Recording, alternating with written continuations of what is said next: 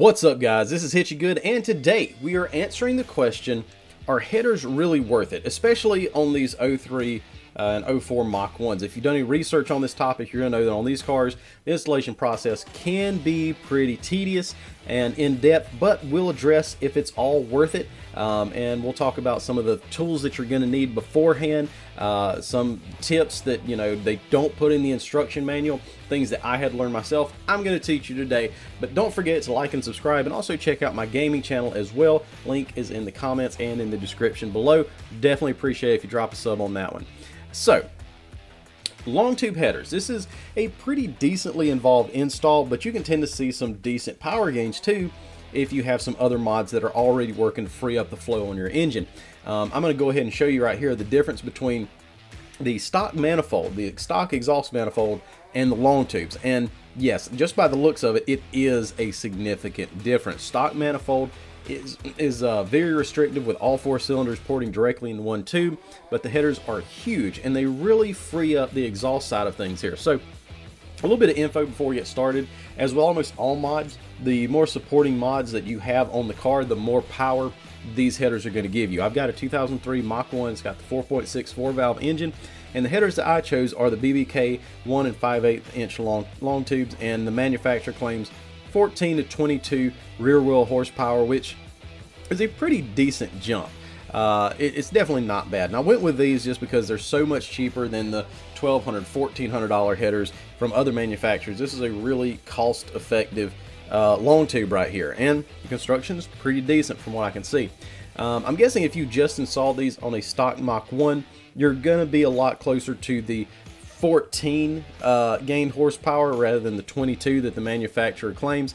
However, on mine I've got a JLT cold air intake, custom X pipe, and Flowmaster, so my engine has already been decently freed up already, and I've got a BBK 65mm throttle body that is on the way right now. So first off, I do want to give my personal review on the performance and the sound gain with these. As far as performance, I gotta tell you, it's definitely noticeable. I've noticed a little bit of power gain with everyday driving around 1500, 2500 RPMs, but you don't really notice the power change till you're closer to 3500 to 4K range. From there, the higher the RPM, the more difference in power that you're going to feel, and I'm going to explain why that is closer to the end of this video, get into more kind of the science of it a little bit, and it's definitely interesting when I looked into it myself. Now, here's something that I do want some audience feedback with. If you've installed these on your ride, even if it's not a Mustang or a Mach 1, I want you to tell me what you noticed different about the sound, because oddly enough with mine, it sounds a decent amount quieter for just everyday driving. Now additionally, in those lower RPMs, I've noticed a lot less tone as well, and I do have to be honest, I like the way the car sounded a lot better before when I'm just daily driving around, because it just had better tone. But it sounds great on the top end. No arguing that, but I'm just not in that power band very often, so I don't get to enjoy the sound quite as much. But like I said, there's a pretty significant solid difference in the performance category, and that's what we're going for. So let's talk about the install and the things that you need to know beforehand, what you need to buy, what I ran into that kept me running back and forth to the parts store, that kept me waiting on parts to come in. If you listen to the rest of this, I can make your install a whole lot easier. So things that you want to buy beforehand. Now this doesn't relate to everyone, but I bought a creeper. I did this with floor jacks and hand tools, which was pretty hard. And that creeper helped me out a whole lot, especially when I dropped the K-member out. I could slide it, or I could roll it out from under the car instead of sliding it, which definitely helped a lot in moving that around. But in general, number one thing that you're going to want to buy beforehand are O2 sensor extenders, because there's no way that the stock O2 sensor is going to reach the new holes from the headers. You definitely need to order these when you order your headers, so you're not waiting on it once you got the car apart and it's just sitting in your garage. Number two, motor mounts. I'm going to be doing a video on these also. You have a choice of factory mounts or the steel ones. The factory mounts, you're going to keep your car driving pretty much the way it is. The steel ones, you're going to have more vibration. You're going to, have a little bit more rattling, if you got anything loose in your car. But at the same time, you're not going to lose horsepower with the engine torquing in the engine bay. It's going to hold it directly still.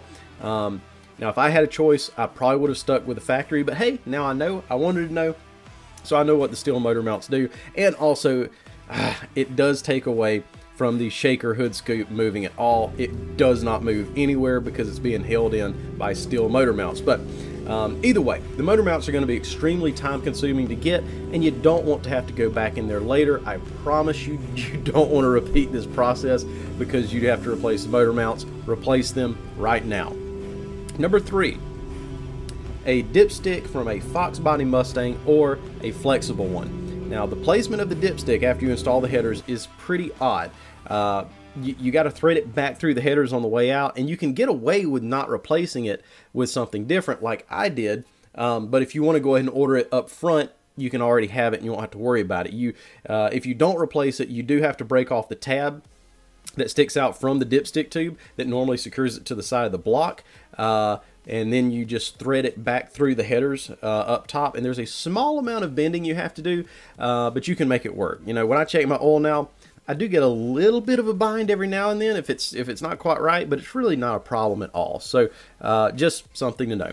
Number 4, and this might be one of the most important ones, very important, lots of penetrating oil and a handheld torch. This is massively important. You don't want to be breaking bolts, and I'm telling you, those motor mounts on the driver's side might as well have been welded into place.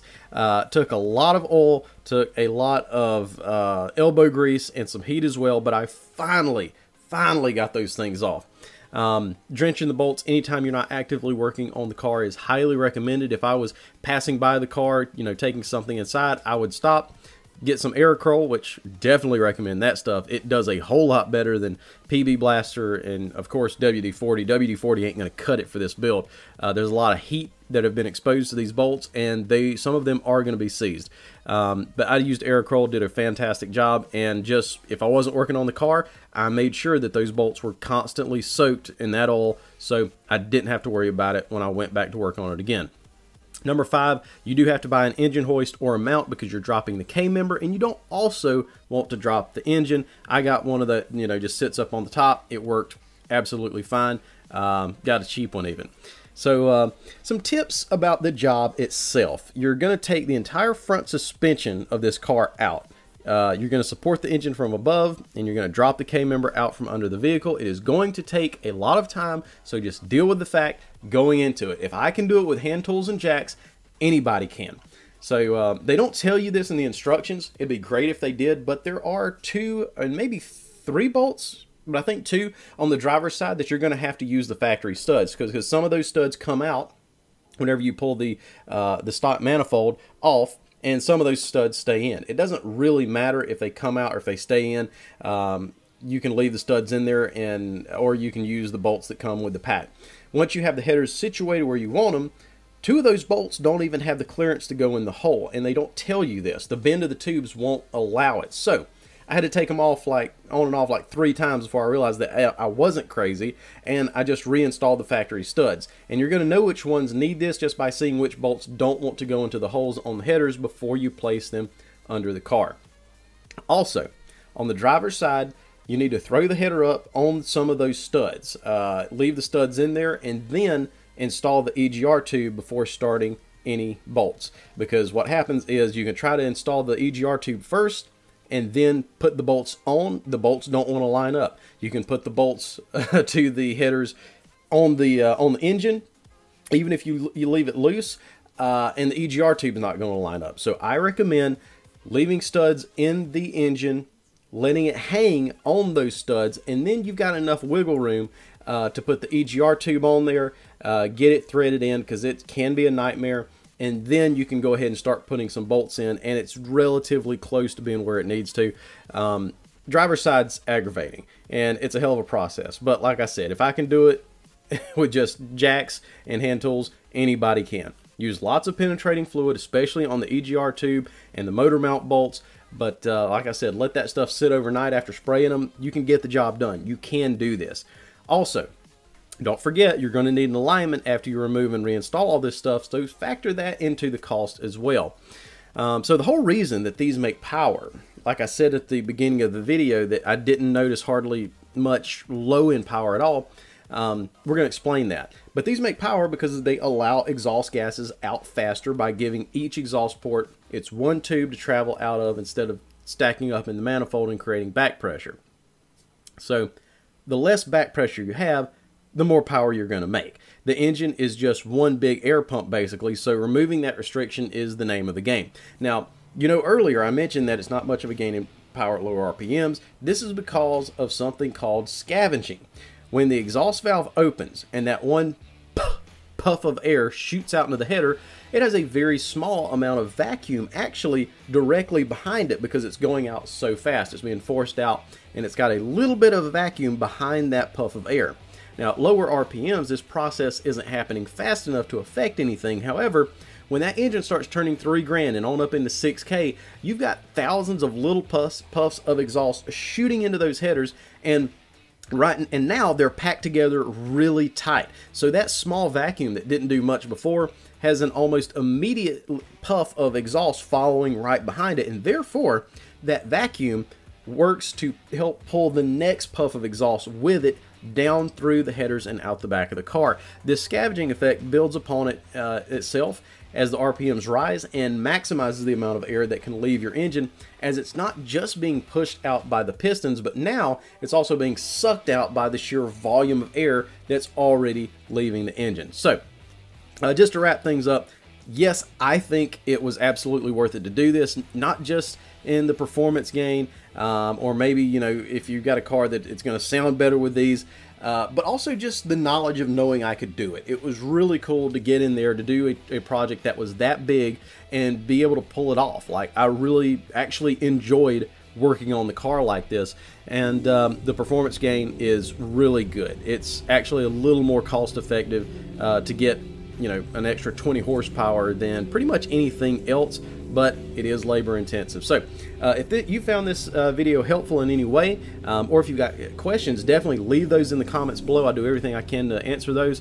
But if you found this helpful, entertaining, enjoyed it, whatever, leave a like and subscribe, turn your notifications on. I definitely appreciate it. And don't forget to check out my gaming channel over at Hitch Good Gaming, trying to get that working to get away from YouTube censorship over there as well. So anyways, y'all have a blessed day, and we'll see you later.